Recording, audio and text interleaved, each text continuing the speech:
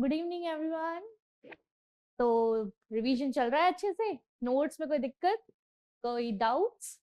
वैसे मैं देख रही हूँ आपके डाउट्स बहुत अच्छे से देख रही हूँ, क्लियर करेंगे, बिल्कुल करेंगे।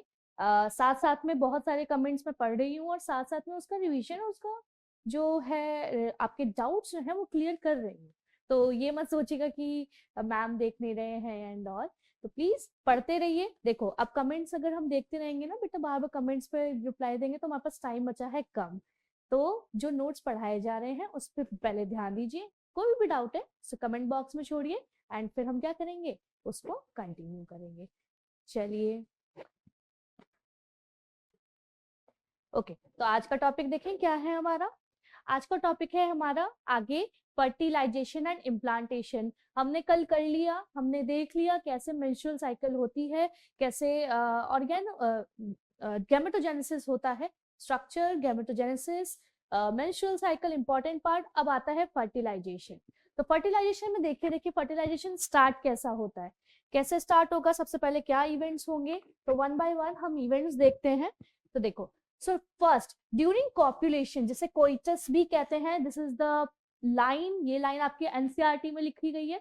सो ड्यूरिंग कॉपुलेशन जब सीमेन जो होता है, semen is released by the penis into vagina, इससे क्या कहते हैं, इस process is known as copulation. तो अब जब सीमेन रिलीज होता है तो फर्स्ट प्रोसेस क्या हुआ, फर्टिलाइजेशन का फर्स्ट इवेंट क्या होगा, इंसेमिनेशन। जब इंसेमिनेशन हो गया, क्या हो गया, semen is release into the vagina. अब क्या होगा, now the motile sperm swim rapidly, क्या होता है, रैपिडली मल्टीप्लाई स्विम करता है, बहुत जल्दी जल्दी मूवमेंट करता है, pass through, very very important, कहाँ से पास होते जाता है, पहले सर्विक्स, फिर उसके बाद यूट्रस। तो क्या यूट्रस में रुक जाएगा, नहीं, आपको देखो कहा जाता है, finally it reach to the junction of isthmus and ampulla. Very very important question exam में आता है कि साइट ऑफ, जो साइट है जहां पे फर्टिलाइजेशन होता है वो क्या है, तो साइट ऑफ फर्टिलाइजेशन क्या है, एम्पुलरी इस्थमिक जंक्शन। तो ये किसका पार्ट है, ये पार्ट होता है फेलोपियन ट्यूब का। फेलोपियन ट्यूब का हमने पढ़ा था 3 पार्ट्स, सबसे पहले इन्फंडिबल, फिर उसके बाद एम्पुला और फिर इस्थमस। तो इस्थमस और एम्पुला जहां जुड़ रहे हैं, that is ampullary isthmic junction. Very important part, star mark कर लो इसको, एग्जाम में आता ही आता है। तो ये हो गया। उसके बाद क्या हुआ, जब एम्पुलरी स्टमक रीजन में स्पर्म पहुंच गया तो दूसरा क्या होगा, ये दूसरा प्रोसेस समझ में आया, पहला इंसेमिनेशन, दूसरा एम्पुलरी स्टमक रीजन में पहुंचना है, तीसरा अब साइमल्टेनियसली, अब स्पर्म तो पहुंच गया, लेकिन फर्टिलाइजेशन के लिए हमें क्या चाहिए, हमें स्पर्म तो मिल गया, मेल गैमेट, प्लस अब हमें चाहिए ओवम। तो ओवम क्या होगा, तो ovum is release from the ovary, कहां से आएगा, ovary, and transported to the ampullary stomach region. अब जब हमें पता है कि फर्टिलाइजेशन कहाँ होगा, एम्पुलरी स्टमक रीजन में, तो स्पर्म और ओवम दोनों कहाँ पहुंचेंगे, इस जंक्शन पे। ठीक है, तो अब क्या होगा, वेयर फर्टिलाइजेशन टेक्स प्लेस, तो अब पहुंच गए। तीसरी बात, fertilization only takes place if both sperm and ovum reach ampullary stomach region simultaneously. Students learn this, ये चीज आपको याद रखना है। इस क्वेश्चन पर बेस आपके एमसीक्यू, डायरेक्ट एमसीक्यू आ सकता है, या फिर क्वेश्चन घुमा के दे दिया कि फर्टिलाइजेशन नहीं हुआ क्योंकि क्यों, what will be the reason, क्या रीजन हो सकता है कि वो दोनों साइमल्टेनियसली वहां नहीं पहुंचे थे, ओवम और स्पर्म दोनों का जो एम्पुलरी रीजन है वहां पे नहीं पहुंचे, तो यहाँ पहुंचना दोनों को जरूरी है। ठीक है, तो चलो ये तीसरी बात हो गई कि ये जो है वो साइमल्टेनियसली पहुंचने चाहिए। आगे देखो, the process of fusion of sperm and ovum is called fertilisation, ये तो सबको पता है। फर्टिलाइजेशन के बाद क्या होगा, अब एम्पुलरी रीजन में पहुंच गए, जंक्शन में पहुंच गए, अब क्या होगा, दोनों का मीटअप होगा and their fusion takes place. क्या होगा, वहां पे फ्यूजन होगा। फ्यूजन के बाद में क्या बनता है स्टूडेंट, फ्यूजन के बाद में क्या बनता है, जाइगोट। फर्टिलाइजेशन हो गया, उसके बाद आपको मिलेगा जाइगोट।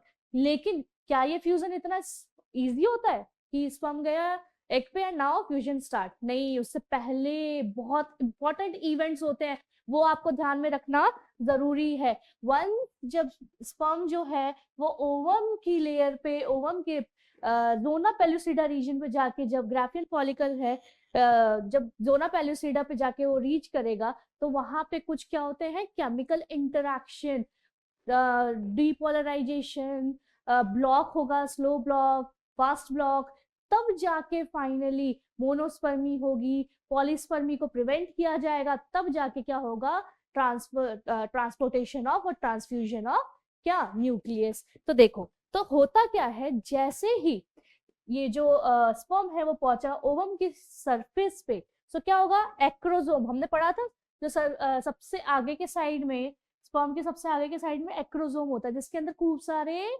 एंजाइम्स प्रेजेंट होते हैं। क्या प्रेजेंट होते हैं, एंजाइम्स। और सारे के सारे मोस्टली क्या होता है, लाइसेंस होती है। लाइसेंस क्या होता है बेटा, लाइसेंस वो होते हैं केमिकल्स जो मेम्ब्रेन को या किसी भी केमिकल को, किसी भी बायोमोलिक्यूल को तोड़ने में काम आते हैं। तो यहाँ पे क्या करना है, एग के बाहर भी तो लेयर है जोना पेलुसिडा, पहले तो उसको ब्रेक करना पड़ेगा, उसके बाद प्लाज्मा मेम्ब्रेन को ब्रेक करना पड़ेगा, तब जाके वो पहुंचेगा। तो इसीलिए सबसे पहले क्या करेगा, वो एंजाइम रिलीज करेगा। एक्रोसोम के अंदर खूब सारे एंजाइम भरे पड़े हैं, वो क्या करता है, पेनिट्रेशन इनटू ओवम। उसके बाद में जब सबसे पहले कहाँ पहुंचा, स्पर्म पहुंचा सरफेस पे, तो सबसे पहले एंजाइम का क्या होगा, रिएक्शंस। अब देखो, once sperm comes contact with zona pellucida, सबसे पहले किससे आके मिल रहा है, zona pellucida of ovum, and induces the changes in the membrane। ये बहुत इंपॉर्टेंट क्वेश्चन है, बहुत इंपॉर्टेंट पार्ट है कि क्या होता है। ऐसा है कि जब स्पर्म जोना पेलुसिडा पे आके कांटेक्ट करता है तो प्लाज्मा मेम्ब्रेन में क्या चेंजेस आते हैं, क्या आते हैं। अब देखो, एक स्पर्म पहुंचा, अब हमें क्या करना है, मोनोस्पर्मी करवानी है, मींस एक ही फ्यूजन कराना है एक ही स्पर्म से। तो होता क्या है कि प्लाज्मा मेम्ब्रेन और जोना पेलुसिडा के बीच में कैल्शियम की क्या बन जाती है, कैल्शियम की हार्ड वॉल बन जाती है, हार्ड कवरिंग बन जाती है। और उसके वजह से क्या होता है, बाकी के जो स्पर्म्स होते हैं वो एंटर नहीं कर पाते हैं। इसीलिए interaction of sperm to the zona pellucida creates, starts plasma membrane के मेम्ब्रेन पे, प्लाज्मा मेम्ब्रेन में चेंजेस लेके आते हैं और क्या करते हैं, कैल्शियम का डिपोजिशन कराते हैं ताकि ब्लॉकेज हो और आगे के स्पर्म्स उसमें क्या करें, वो उससे फ्यूज नहीं हो पाए या आगे के रिएक्शंस ना कर पाए। सो ये जो प्रोसेस होता है बेटा, इसको क्या बोलते हैं, दिस लीड्स टू द मोनोस्पर्मी। इसको क्या बोलेंगे, मोनोस्पर्मी। क्या हो जाएगा, ब्लॉकेज हो जाएगा, किसका, एंट्री ऑफ एडिशनल स्पर्म। बाकी अब हमने पढ़ा था मिलियंस ऑफ स्पर्म्स रिलीज होते हैं इंसेमिनेशन में, कोई एक स्पर्म तो जाता नहीं है, लेकिन फ्यूजन तो हमें एक स्पर्म के साथ कराना है क्योंकि ओवम एक है। तो क्या किया जाएगा, एक स्पर्म के साथ फ्यूजन कराया जाएगा, पेनिट्रेशन होगा, बाकी सबको ब्लॉक किया जाएगा।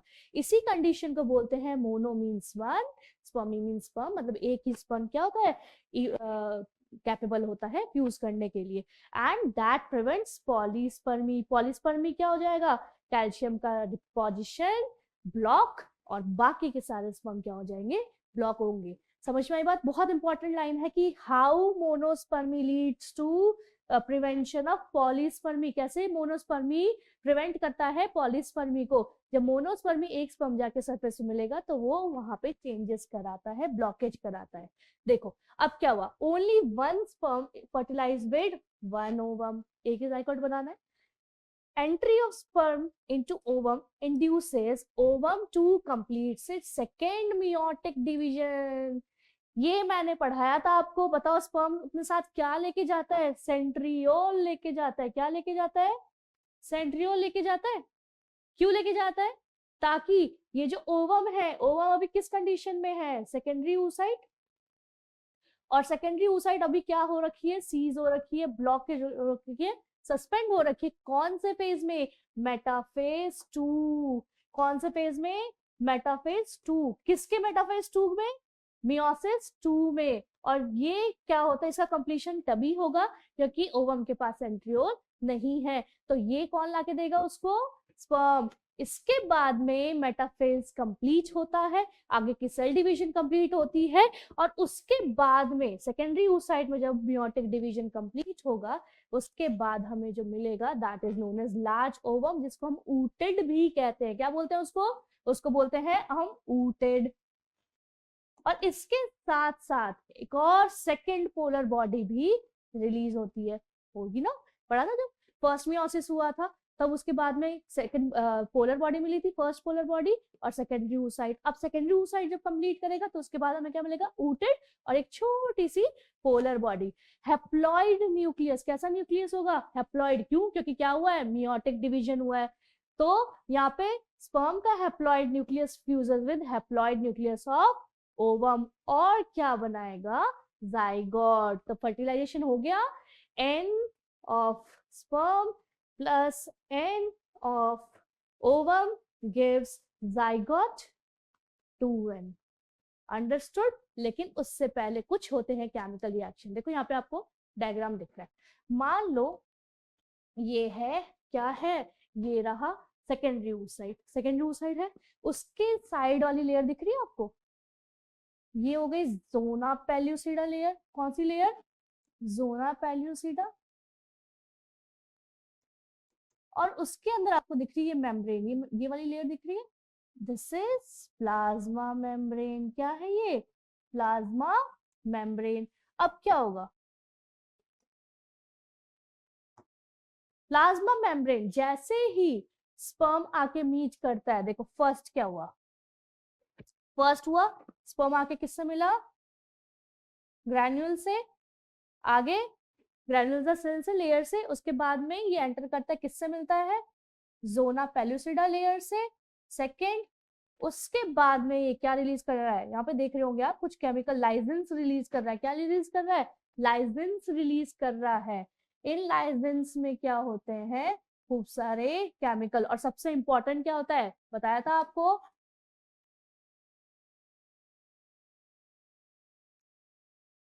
हाइलोयूरोनिडेज। हाइलोयूरोनिडेज क्या करेगा, फिर उसके बाद में जोना लाइजेंस जो होते हैं, ये सब क्या करेंगे, ब्रेक करेंगे, पोलराइजेशन चेंज करेंगे। उसकी वजह से क्या होगा, प्लाज्मा मेम्ब्रेन पे पोलराइजेशन होगा। और अब एक जब स्पर्म जाके उसका फ्यूज हो गया तो वो बाकी स्पर्म को क्या करेंगे, रिपेल करते हैं। ठीक है, ये तो हो गया फास्ट ब्लॉक। ये क्या हो गया, जब डीपोलराइजेशन हो जाता है प्लाज्मा मेम्ब्रेन का, जब डीपोलराइजेशन हो जाता है, इसे बोलते हैं फास्ट ब्लॉक। पहला ब्लॉक कैसा होता है, फास्ट होता है। फिर उसके बाद में बहुत देर बाद एक नेक्स्ट ब्लॉक स्टार्ट होता है, जिसे स्लो ब्लॉक कहते हैं। अब स्लो ब्लॉक में क्या होगा बेटा, प्लाज्मा मेम्ब्रेन और जोना पेल्यूसिडा के बीच में कैल्शियम की मोटी सी लेयर बनेगी। ठीक है, कैल्शियम की हार्ड लेयर बनती है, जो क्या करेगा, बाकी के स्पर्म्स को आने में रोकेगा। अब यहाँ देखो क्या हुआ, जो मैक्रोसोम ने अपने केमिकल्स रिलीज कर दिए, उसके बाद में जो न्यूक्लियस था, ये जो न्यूक्लियस आप देख रहे हो, ये जो न्यूक्लियस है from sperm, it enters into layer, ठीक है, और ओवम, और उसके बाद में किससे फ्यूज होगा, nucleus of the ovum, ooted। अब यहाँ पे आप देख रहे होगे, ये छोटा सा पोलर बॉडी दिख रहा है, जैसे ही जो स्पर्म होता है वो सेंट्रियोल प्रोवाइड करता है, ये जो सेकेंडरी oocyte है ये डिवीजन करेगा, मियोसिस 2 करेगा, उसके बाद में एक सेकेंड पोलर बॉडी रिलीज हो गई, ये साइड में हो गई, ये हो गया आपका ooted। यहाँ तक किसी का कोई डाउट, ठीक है। अब इन दोनों का फ्यूजन हो जाएगा, N + N will make 2N zygote. Understood. ये हो गया आपका फर्टिलाइजेशन खत्म। चलिए आगे आते हैं। देखो आपकी बुक में लिखा है कि इसी टाइम पे सेक्स डिटर्मिनेशन होता है। सेक्स डिटर्मिनेशन की whether the baby will be female और इट विल बी मेल। कैसे डिसाइड होगा, सबको पता है कि जो मेल गैमेट्स होते हैं, मेल का जो क्रोमोसोमल जेनेटिक सीक्वेंस होता है, उसमें जो सेक्स क्रोमोसोम्स होते हैं वो होते हैं एक्स वाई। मेल क्या कैरी करते हैं, क्रोमोसोम एक्स या वाई। अब जब all the males have X Y chromosome, the last chromosome in their 23rd set जो उनका क्रोमोसोम होता है, जो सेक्स क्रोमोसोम होता है, उसमें एक्स वाई होता है। अब जब इसमें मियोसिस होता है तो या तो कुछ स्पर्म कैरी करेंगे एक्स और कुछ कैरी करेंगे वाई। अब ये जो एक्स और वाई है, अब ओवम क्या होता है, ऑल द फीमेल्स जो होती हैं they carry x x chromosome, जो लास्ट 23rd क्रोमोसोम होता है। जब इसमें मियोसिस होता है तो कुछ ओवम होती है एक्स क्रोमोसोम और बाकी क्या होती है एक्स क्रोमोसोम। तो ले दे के हमारे पास ओवम में क्या आपको क्रोमोसोम मिलेगा, X chromosome, but sperm can have Y chromosome और एक्स क्रोमोसोम। अब आप यहाँ सोचो sex of a baby has been decided during the fertilization, very very important. कब फाइनलाइज होता है? During fertilization in the zygote. Sex is determined by the sex chromosome present in gametes. देख सकते हो ओवम के गैमेट्स और यहाँ पे स्पर्म के गैमेट्स। ह्यूमन मेल, मेल क्या कंटेन करते हैं? X Y chromosome as a sex chromosomes, जो 23rd पेयर होता है। कौन सा पेयर होता है? 23rd पेयर ऑफ क्रोमोसोम, जिसको सेक्स क्रोमोसोम मिलते हैं। और फीमेल्स क्या होती है? फीमेल गैमेट क्या प्रोड्यूस करती है? ओनली एक्स क्रोमोसोम, क्योंकि उनका जो 23rd पेयर होता है उसमें दोनों सेक्स क्रोमोसोम कौन से होते हैं? एक्स और एक्स। आगे देखो, अब स्पर्म जब प्रोड्यूस होंगे, जब मियोसिस होगा, तो उसके बाद में मेल में 50% के पास में एक्स क्रोमोसोम होता है और 50% के पास में वाई क्रोमोसोम होता है। इजी। अब आप सोचो कि if any sperm fuses with, मान लो ये ओवम है, ये है ओवम और ये है स्पर्म्स। अगर एक्स क्रोमोसोम से मैच करेगा, क्या बनाएगा? X x. तो यहाँ क्या बन गई? फीमेल। ये तो इजी है। और अगर वाई क्रोमोसोम वाला स्पर्म एक्स क्रोमोसोम के ओवम से मैच करता है, ये बनाता है एक्स वाई, फिर से क्या बन गया? मेल। अंडरस्टूड? ये तो बहुत बेसिक सा है। तो क्या होगा after fertilization? Zygote either carries X X this and और एक्स वाई दिस क्रोमोसोम्स। जो XX होगा, zygote with X X will form develop into female, and XY से जो होगा दैट डेवलप्स मेल। यहाँ तक कोई किसी को दिक्कत? ये तो बहुत बेसिक सा है, हम हमेशा छोटे बचपन से क्लास में पढ़ते आ रहे हैं, छोटी छोटी क्लास में, 10th में पढ़ा, 8th में पढ़ा, तो ये तो बहुत ईजी है ना। बस आपको ये याद रखना है कि मेल में XY क्रोमोसोम होता है और फीमेल में XX क्रोमोसोम होता है। आगे बढ़े, चलो अब तो फर्टिलाइजेशन हो गया। आफ्टर फर्टिलाइजेशन जो नेक्स्ट प्रोसेस स्टार्ट होता है उसे कहते हैं क्लीवेज। क्लीवेज का मतलब होता है ब्रेकिंग डाउन। ठीक है, अब क्या ब्रेकिंग डाउन हो रहा है? जाइगोट। इसके बाद में क्या करता है? जब जाइगोट फॉर्मेशन हो गया, उसके बाद में क्या डिवीजन स्टार्ट हो जाता है? माइटोसिस स्टार्ट हो जाती है। और माइटोसिस क्या होता है? This is a division, simple division. Number increase करना है, किसका? सेल का, तभी तो एम्ब्रियो फॉर्मेशन होगा। एम्ब्रियो फॉर्मेशन के लिए अब देखो आगे क्या करना है। तो repeated mitotic division of the zygote without growth. अभी ग्रोथ की बात नहीं हो रही है, अभी तो हमें सेल मास बढ़ाना है। सेल मास बढ़ाएंगे फिर डिवाइस देखेंगे कि फीटस से कैसा डेवलपमेंट होना है।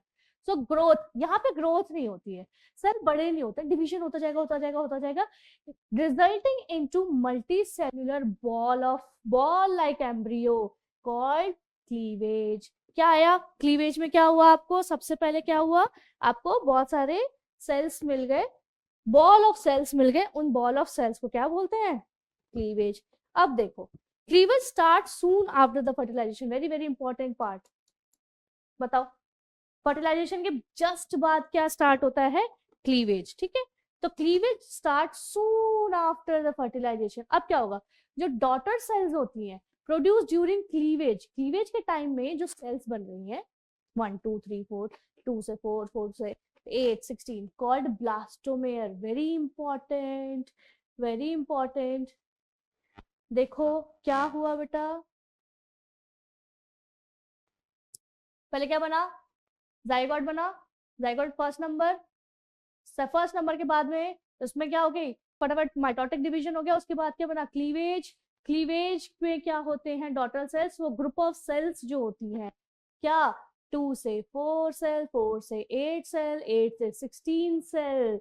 ये जो सेल्स हैं ये क्या बनाएंगी? इन्हें क्या कहते हैं? हम ब्लास्टोमेयर्स बोलते हैं। क्या बोलते हैं? ये जो ग्रुप ऑफ सेल्स मिल रहे हैं आपको, इसको क्या बोलते हैं? ब्लास्टोमेयर। क्लीवेज की वजह से जो ग्रुप ऑफ सेल मिल रहा है आपका एम्ब्रियो में, उसे हम क्या बोलते हैं? ब्लास्टोमेयर बोलते हैं। अब देखो, ब्लास्टोमेयर्स जब ये क्लीवेज होता गया, क्या बना? 2 सेल, 2 सेल से मेरे को 4 सेल मिला, 4 सेल के बाद में ग्रुप ऑफ 8 सेल मिला, अब 16। ये जो मुझे 16 सेल का ग्रुप मिलता है, ये जो 16 सेल का ग्रुप मिलता है, इसका साइज कैसा? तो मलबरी, मलबरी होती है ना फ्रूट, उसके जैसा। The product of cleavage is called morula. Morula कहाँ से है? मलबेरी। तो ये जो 16 सेल का हमें अरेंजमेंट मिलता है, ये किस शेप का होता है? मलबेरी के शेप का होता है। तो क्लीवेज हुआ, क्लीवेज के जो ये जो मेरे को ग्रुप ऑफ सेल्स मिल रहे हैं उसे मैं ब्लास्टोमेयर बोलूंगी।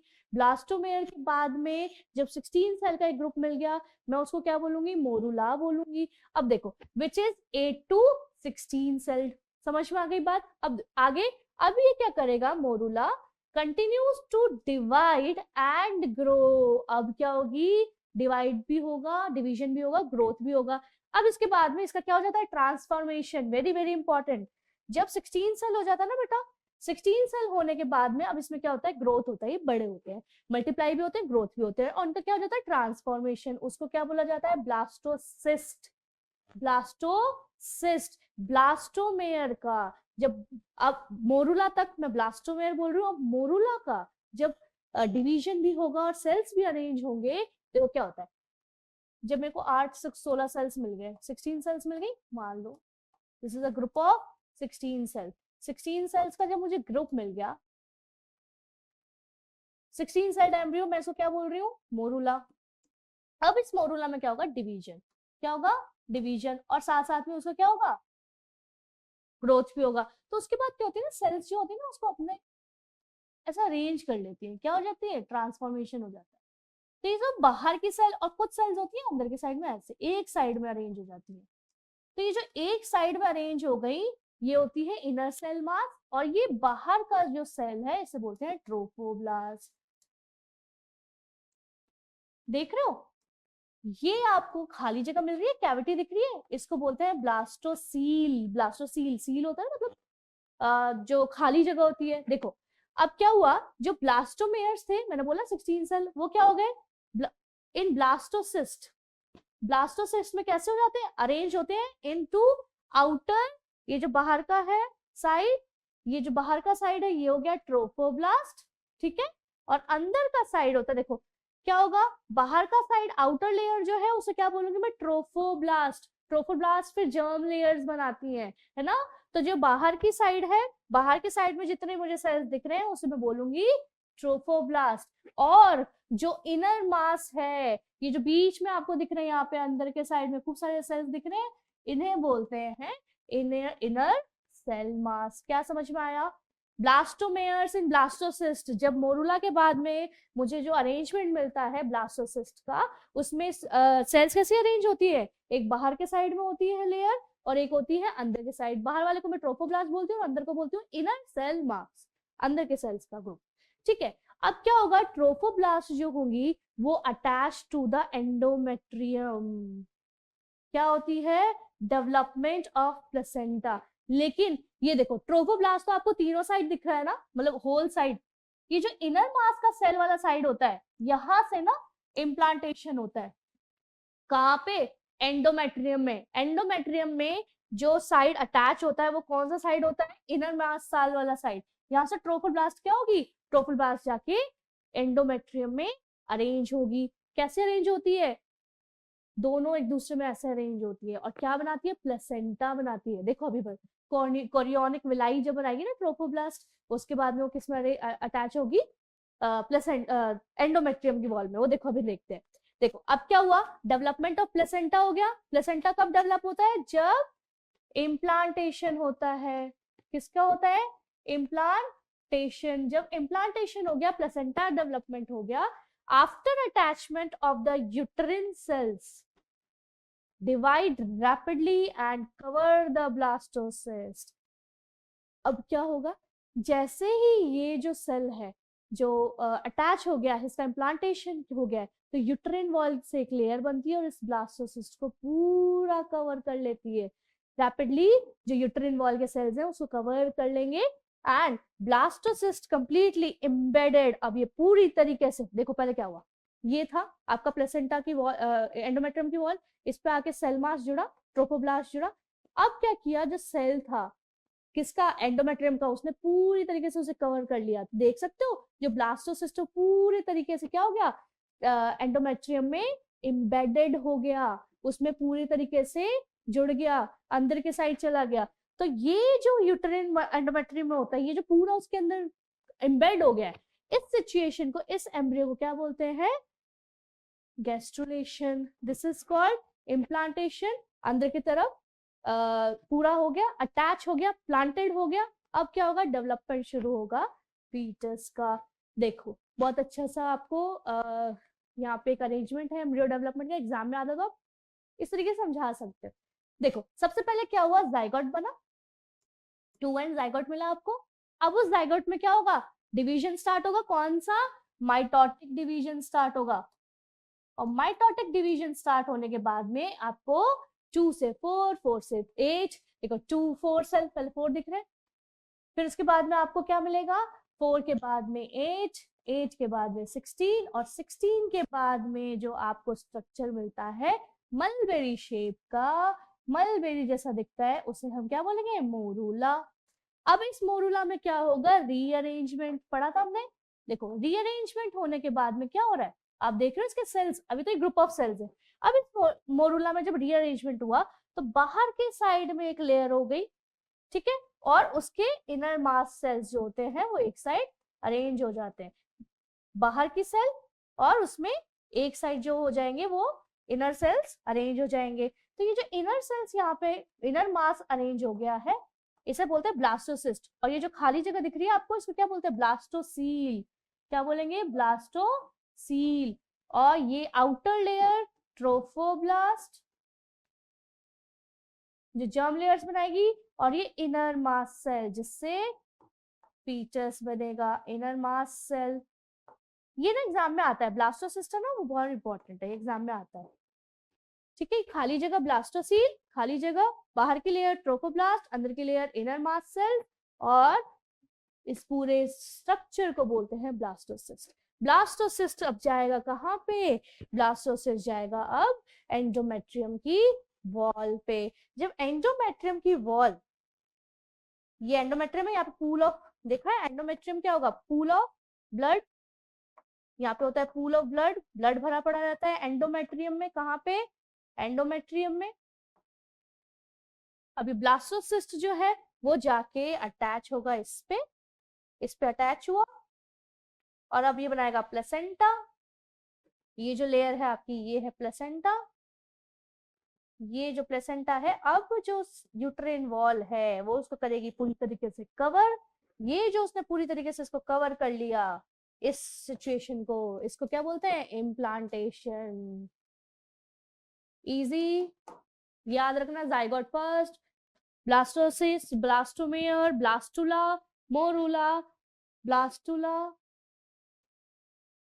सेकेंड, थर्ड मोरूला, ब्लास्टोसिस्ट जाके होता है इम्प्लांट, उसे गैस्ट्रुला, फिर जो डेवलपमेंट है वो एम्ब्रियो का, फीटस का डेवलपमेंट होता है। यहाँ तक कोई दिक्कत, कोई प्रॉब्लम यहाँ तक, धीरे धीरे समझो, समझ में आ जाएगा। बस आपको ना कनेक्ट करना है, ब्लास्टोमेयर्स क्या होते हैं, ग्रुप ऑफ सेल्स होते हैं। तो ग्रुप ऑफ सेल्स सबसे पहले आपको ब्लास्टुला देंगे, उसके बाद आपको देंगे मोरूला, मोरूला के बाद में मोरूला में हो जाएगा रीअरेंजमेंट, उसके बाद बनेगा ब्लास्टोसिस्ट, ब्लास्टोसिस्ट में blastocoel, outer trophoblast, inner mass cell, फिर उसका होगा इम्प्लांटेशन। चलो आगे देखें, pregnancy and embryonic development. Implantation leads to pregnancy. जब इम्प्लांटेशन हो गया उसके बाद में जो कंडीशन होगी that leads to the pregnancy. जैसे जेस्टेशन पीरियड भी बोलते हैं, क्या बोलते हैं, जेस्टेशन पीरियड। और कितने कितने दिनों का होता है, कितना टाइम होता है इन ह्यूमन, कितना टाइम का होगा ह्यूमंस में, इट इज फॉर कितना, यस कितना होगा, 9 मंथ्स का।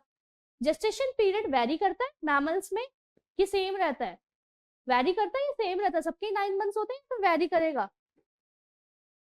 बताओ बताओ फटाफट मुझे आंसर दो यहाँ पे, क्या होगा, वैरी करेगा, वैरी करता है, क्या करता है, वैरी करेगा। ह्यूमंस में 9 मंथ्स का, एलिफेंट में 18 मंथ्स का, राइट। चलो आफ्टर इम्प्लांटेशन, जब इम्प्लांटेशन हो गया तो finger like projection appears on the trophoblast, very very important. ये क्या होता है ना, ऐसे ट्रोफोब्लास्ट के ऊपर जब ट्रोफोब्लास्ट जाके इम्प्लांट होगा तो ना इसे ना विलाई लाइक स्ट्रक्चर, जैसे फिंगर लाइक प्रोजेक्शन है, इसे विलाई लाइक स्ट्रक्चर बन जाता है। और वो क्या करता है, एम्बेड करता है अपने आप को, क्या करता है, पेनिट्रेट करता है, किसमें, यूट्रिन वॉल में, क्या करेगा, यूट्रिन वॉल के एंडोमेट्रियम में। तो ये हो गया मदर साइड और ये हो गया फीटल साइड। तो फीटल साइड में ये जो स्ट्रक्चर देख रहे हो इसको क्या बोलते हैं, कोरियोनिक विलाई। क्या बोलेंगे, कोरियोनिक विलाई। ट्रोफोब्लास्ट से ऐसे फिंगर लाइक प्रोजेक्शन निकलेगा जो जाके एंडोमेट्रियम वॉल में अपने आप को इम्बेड करेगा। इम्बेड करने के बाद में जो कोरियोनिक विलाई है और जो मैटरनल ब्लड है, एंडोमेट्रियम की टिश्यू है, वो दोनों एक दूसरे में एम्बेड करती है और इसको बोलते हैं, क्या बोलते हैं इसको, this is known as placenta. क्या बोलेंगे इसको, प्लेसेंटा। वेरी वेरी इंपॉर्टेंट, इस पे क्वेश्चन आता है। आपको पता है जब हमें पढ़ेंगे, जब पार्चुरेशन होता है, पार्चुरेशन के बाद में जब बेबी आ जाता है बाहर के साइड में तो एक और इजेक्शन होता है एंड उस टाइम में क्या होता है, ये प्लेसेंटा बाहर आ जाता है। क्यों आ जाता है प्लेसेंटा बाहर, आप देख सकते हो कि प्लेसेंटा डुअल नेचर का है। कैसा नेचर का है, डुअल नेचर का। ये मदर का भी है, मदर की टिश्यू से भी बना है और फीटस की टिश्यू से भी बना है, तो ये तो मदर रख नहीं सकती बाद में, तो इसको भी बाहर निकालना बहुत जरूरी है। ठीक है, तो ये जो कोरियोनिक विलाई इज ऑफ किसका पार्ट होता है, ये होता है आपका ट्रोफोब्लास्ट का पार्ट। ये किससे जाके एम्बेड होता है, chorionic villi surrounded by यूटेरिन tissue. Chorionic villi किससे सराउंड हो जाती है, यूटेरिन टिश्यू। यूटेरिन टिश्यू क्या करता है, उसको सराउंड करता है इन द मैटरनल ब्लड। और ये कहाँ होता है maternal blood, pool of blood कहाँ प्रेजेंट है, एंडोमेट्रियम में। पता है ना, एंडोमेट्रियम का ही तो बार बार क्या हो रहा है, यहाँ पे एंडोमेट्रियम का बार बार डेवलपमेंट हो रहा है, मेंटेनेंस हो रहा है। सो एंडोमेट्रियम, समझ में आई बात। तो ये क्या होगा, उसके यूटेरिन टिश्यू में जाके एम्बेड हो जाएगा। So temporary association between foetal tissue, foetal tissue मतलब कोरियोनिक विलाई, फीटस बनेगा ना, फीटस एम्ब्रियो का डेवलपमेंट होगा, एंड मैटरनल टिश्यू यूटेरिन मेट्रोमेट्रियम is called placenta. Why this is temporary, क्योंकि ये सिर्फ जेस्टेशन पीरियड तक रहता है। जेस्टेशन पीरियड खत्म, बेबी बाहर, प्लेसेंटा बाहर मदर की बॉडी में। समझ में आ गई, बॉडी से बाहर आ जाएगी। तो दिस इज टेम्पररी एसोसिएशन, कुछ टाइम के लिए, क्योंकि फीटस में कोई ऑर्गन्स तो है नहीं, तो ये प्लेसेंटा का काम क्या है, जितनी भी गैसेस होती हैं या न्यूट्रिएंट्स होते हैं उसका क्या कराना है, पैसेज कराना है ना। मदर क्या करेगी, ऑक्सीजन देगी, न्यूट्रिएंट्स देगी, प्लस कार्बन डाइऑक्साइड है या कोई वेस्ट मटेरियल उसको आउट कराना है। तो this is why this is the function of placenta. Exam में आता है प्लेसेंटा का फंक्शन क्या है। प्लेसेंटा का फंक्शन ये है कि वो फीटस को मदर से जोड़ के रखता है और जितने भी न्यूट्रिएंट्स का प्रोविजन है, न्यूट्रिएंट्स, ऑक्सीजन, वो सारी चीजें प्लेसेंटा के थ्रू फीटस में जाती है। देखो प्लेसेंटा का क्या फंक्शन है, very very important part, exam में आता ही आता है। The embryo connected to the placenta by umbilical cord. फिर से वही बात, देखो हमने क्या बात की थी, ये ट्रोफोब्लास्ट है, ट्रोफोब्लास्ट कहाँ अटैच हो गया, देखो इसकी लेयर में क्या हो जाती है, trophoblast, chorionic villi, chorionic villi, और ये है फीटस, ये है मदर का एंडोमेट्रियम वॉल, ये हो गया प्लेसेंटा, और जो एम्ब्रियो है, जो फीटस है, वो इससे किससे कनेक्टेड होता है, इसको बोलते हैं अम्बिलिकल कॉर्ड। अम्बिलिकल कॉर्ड क्या है, अम्बिलिकल कॉर्ड जो है वो फीटस को किससे जोड़ता है, प्लेसेंटा से। Very very important, exam purpose याद रखेंगे, placenta very very important part exam में। देखो फिर फैसिलिटेट, क्या करता है, facilitate transport of oxygen and nutrient from mother to embryo. Embryo को जितना खाना पानी ऑक्सीजन चाहिए वो कौन पहुंचाएगा, प्लेसेंटा। फिर उसके बाद रिमूव ऑक्सीजन, कार्बन डाइऑक्साइड बनेगा ना आफ्टर रेस्पिरेशन। सो वेस्ट मटेरियल जितना है वो एम्ब्रियो से प्लेसेंटा के थ्रू मदर में आ जाएगा। Act as endocrine, very very important, very important, कि प्लेसेंटा सिर्फ जोड़ता नहीं है, वो एंडोक्राइन ग्लैंड की तरह भी काम करता है और बहुत सारे हॉर्मोन्स रिलीज करता है फॉर द डेवलपमेंट। देखो कौन कौन से हॉर्मोन्स है, कौन कौन से हॉर्मोन्स है, human chorionic gonadotropin, HCG, human placenta lactogen. क्यों चाहिए लैक्टोजेन, बताओ क्यों चाहिए लैक्टोजेन, लैक्टोजेन की क्या जरूरत है, मिल्क फीड करना है ना, for memory gland development. Memory gland develop नहीं होगा तब तक फिर मिल्क प्रोडक्शन नहीं होता था। ड्यूरिंग जेस्टेशन पीरियड मिल्क का प्रोडक्शन होता है, मेमोरी ग्लैंड डेवलप होता है ताकि आफ्टर पार्चुरेशन बेबी को फीड किया जा सके। ईस्ट्रोजन और प्रोजेस्टेरॉन ये प्लेसेंटा में भी रिलीज होता है, प्लस ये नॉर्मली ओवरी से इन रिप्रोडक्टिव ऑर्गन भी रिलीज करते हैं, है ना। Relaxin very important. रिलैक्सिन क्या होता है?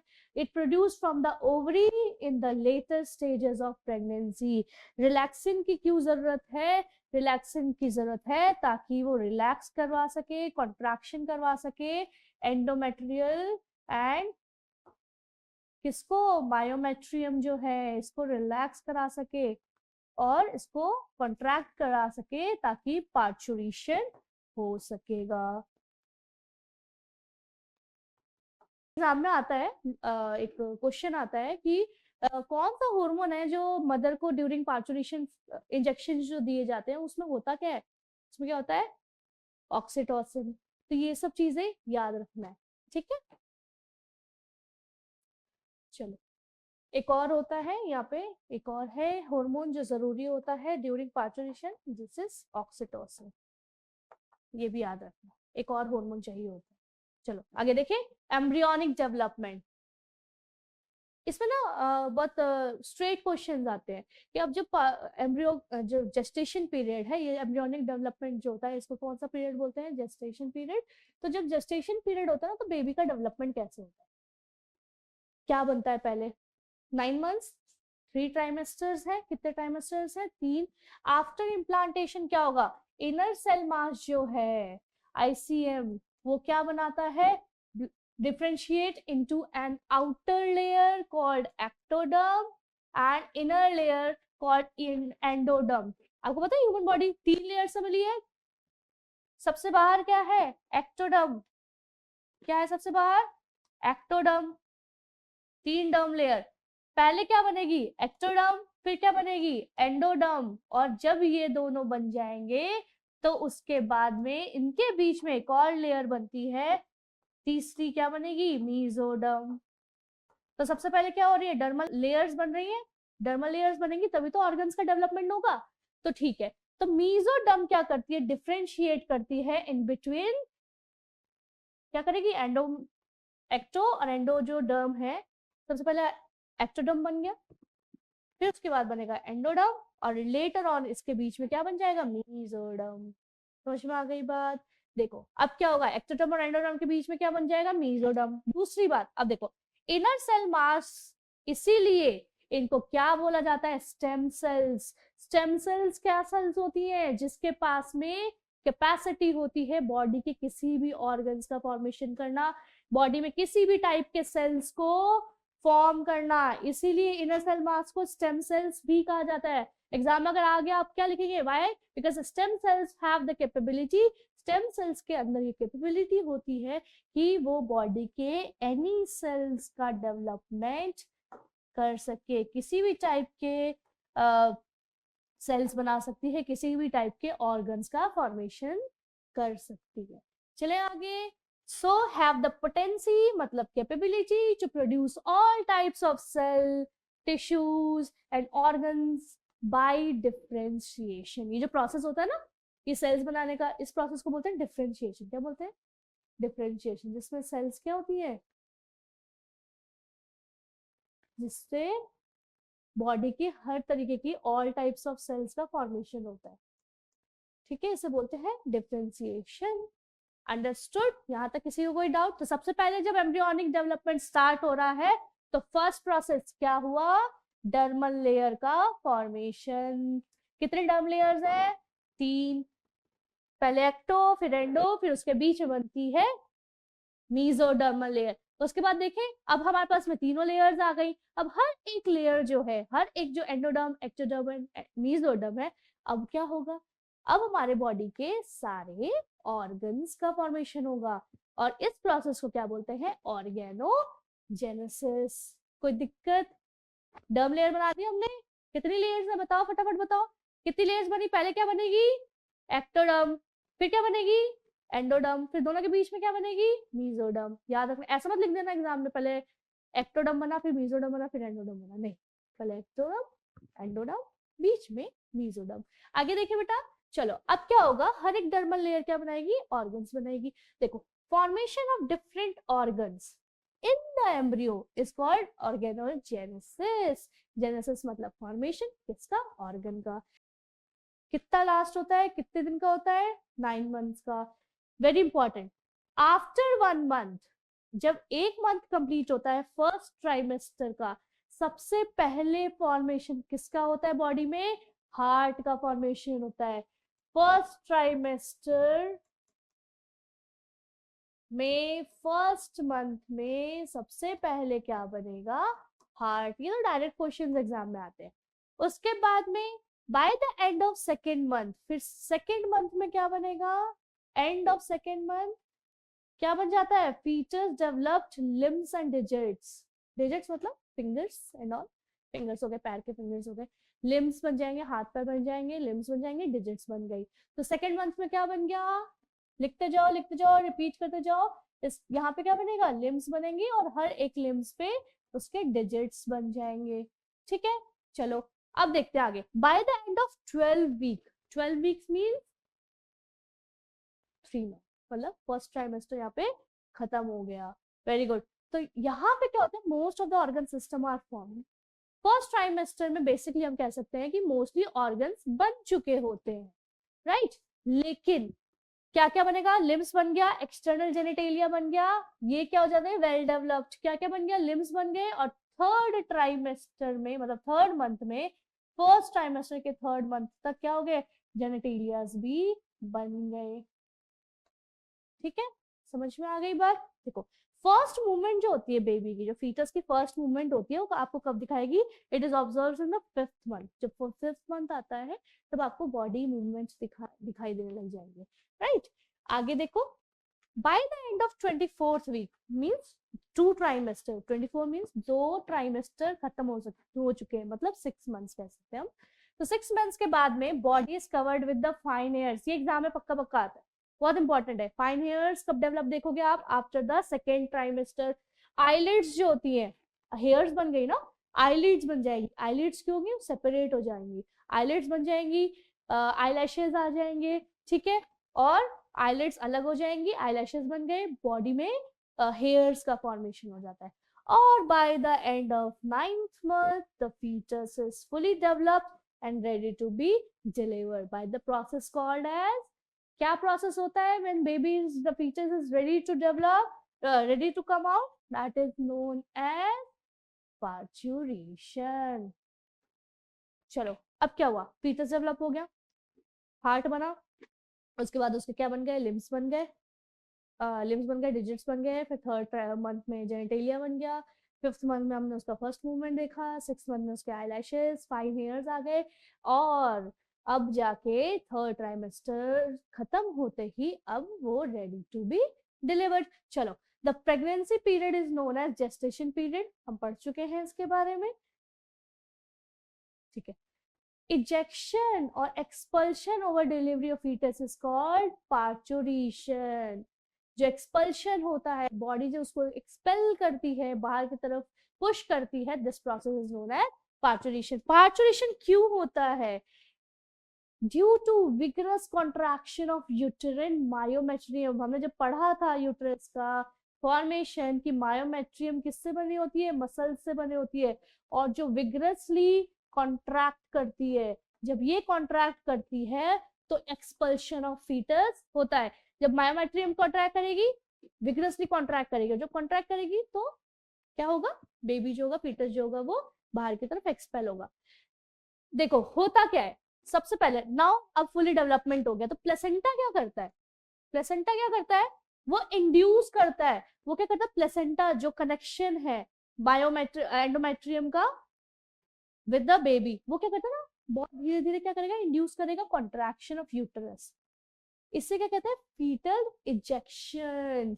फीटस को बाहर के साइड में पुश करने के लिए जो रिफ्लेक्स है, रिफ्लेक्स सिग्नल्स भेजेगा। प्लेसेंटा क्या सिग्नल भेजेगा, प्लेसेंटा धीरे धीरे क्या करेगा, इजेक्शन करेगा, कॉन्ट्रैक्शन करेगा, और ये क्या सिग्नल स्टार्ट हो जाते हैं कि now the baby has to come out. तो ये जो फीटल इजेक्शन रिफ्लेक्स होता है, ये जो सिग्नल्स हैं, जो एक्शंस है, ये ट्रिगर करता है किसको, ऑक्सीटोसिन रिलीज करने के लिए फ्रॉम पिट्यूटरी। आपको मैं बताया था कि जनरली हॉस्पिटल्स में जो पार्चुरेशन कराने के लिए ऑक्सीटोसिन के इंजेक्शन दिए जाते हैं ताकि जल्दी जल्दी क्या हो, कॉन्ट्रैक्शन हो। तो सबसे पहले क्या हुआ बेटा, सबसे पहले प्लेसेंटा ने एक रिफ्लेक्स स्टार्ट किया है ना, रिफ्लेक्स स्टार्ट किया, उसे क्या बोलते हैं, फीटल इजेक्शन रिफ्लेक्स, सिग्नल्स भेजे। फीटल इजेक्शन रिफ्लेक्स जो होता है वो ट्रिगर करता है किसको, पिट्यूटरी को, पिट्यूटरी ग्लैंड को, क्या रिलीज करने के लिए, ऑक्सीटोसिन। अब ऑक्सीटोसिन जो हुआ ना, ऑक्सीटोसिन ने क्या इंड्यूस किया, stronger contraction of uterine endometrium. जैसे ही ऑक्सीटोसिन रिलीज होता है, एंडोमेट्रियम जो है वो क्या करता है, वो कॉन्ट्रैक्शन करने लग जाता है। जब वो कॉन्ट्रैक्शन करने लग जाता है तो फिर वापस से साइमल्टेनियसली रिफ्लेक्स कंटिन्यूस।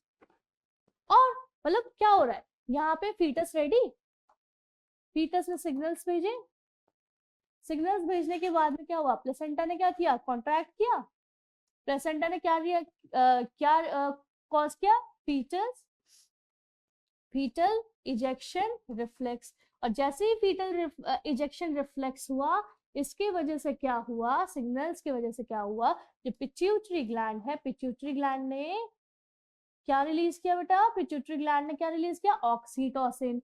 ऑक्सीटोसिन जब उसने रिलीज किया तो ऑक्सीटोसिन रिलीज करने के वजह से एंडोमेट्रियम क्या हो गई, कॉन्ट्रैक्ट होने स्टार्ट हुई। जैसे ही कॉन्ट्रैक्शन हुआ फिर क्या होता है, फीटल इंजेक्शन कंटिन्यू रहता है, तो एक बार फिर ऑक्सीटोसिन, तो ऑक्सीटोसिन रिलीज होता जा रहा है बार बार रिफ्लेक्स की वजह से, और जो मायोमेट्रियम का जो कंट्रैक्शन है वो विग्रेस होता जा रहा है, फुल होता जाता है, ये कंटिन्यू रहता है। और एक जो स्ट्रॉन्गर कॉन्ट्रैक्शन आता है जिसके वजह से एक्सपल्शन हो जाता है किसका, फुली डेवलप्ड फीटस का। जब डिलीवरी हो जाती है ना बेटा, डिलीवरी हो जाती है मतलब पार्चुरेशन हो गया, तब fully developed foetus is out, foetus is out. उसके बाद में एक और कॉन्ट्रैक्शन होता है जिससे प्लेसेंटा बाहर आ जाता है। बताया था क्यों, क्यों आ जाता है प्लेसेंटा बाहर, क्योंकि प्लेसेंटा दोनों फीटस का भी है, मदर का भी है। तो ये एक बॉडी के सेल से नहीं बना है, ये फीटस के बॉडी के सेल से भी बना है और ये मदर के सेल से भी बना हुआ है। तो कभी भी हम कोई भी फॉरेन सेल्स अपने बॉडी में नहीं रख सकते है ना। तो साथ साथ फीटस, प्लेसेंटा का कोई काम तो है नहीं, प्लेसेंटा क्यों बना था, फीटस के लिए बना था, तो इसके साथ साथ प्लेसेंटा भी बाहर आ जाता है। चलो उसके बाद क्या होगा, baby is out, now ready to feed.